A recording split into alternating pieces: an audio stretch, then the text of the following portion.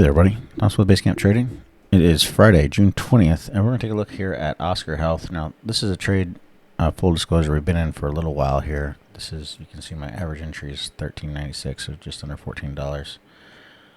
And I started scaling out of this today. However, I want to point out what's happening here and then talk a little bit about a setup that's very similar in another market. So what we were looking at with OSCR, you had a bullish divergence here, and you had a double bottom forming. So we came down equally low lows on the dailies with a higher low momentum. And that's where we started to build our position. Now, this ended up playing out really well. We had that big spike in the middle. It kind of went parabolic once we broke through that middle resistance up at 1673 and just kind of took off like a rocket here. So played out really well. I wouldn't be surprised to see some more upside in OSCR, but I've taken off a little over half of my position now as of today. Took off some more today. But with that being said, another setup that is forming that's very similar that you can keep an eye on is Ionic.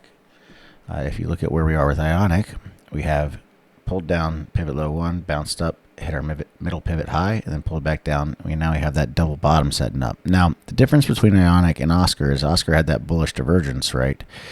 Just because that middle bounce was strong enough to kind of reset the momentum, pull the momentum up a little bit more. So we don't quite have that bullish divergence here on Ionic. However, the price setup is very similar, where you have that strong double bottom. So this is another trade that we got into earlier today. Already took off partial on this as well, but I'm looking for more upside in this. I'm looking to swing this longer term. So the next step for Ionic would be a break through the middle pivots up around 44, and then really that 45 level. We'll get through there. I think we can pop up to the $50 area and get this full gap fill all the way back up here to where we had the blow off top previously.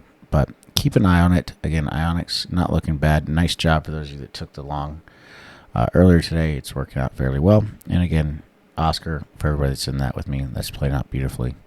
That's been a nice long swing trade here. So looking for Ionic to do the similar setup. Stops for this are down below the 35 level or 36 level, below these pivot lows. But that's it for now. Now, the other thing to keep an eye on, though, with this is if we do break below the pivot lows here, this actually turns bearish. So below 35.93, we switch from being bullish to a bearish breakdown.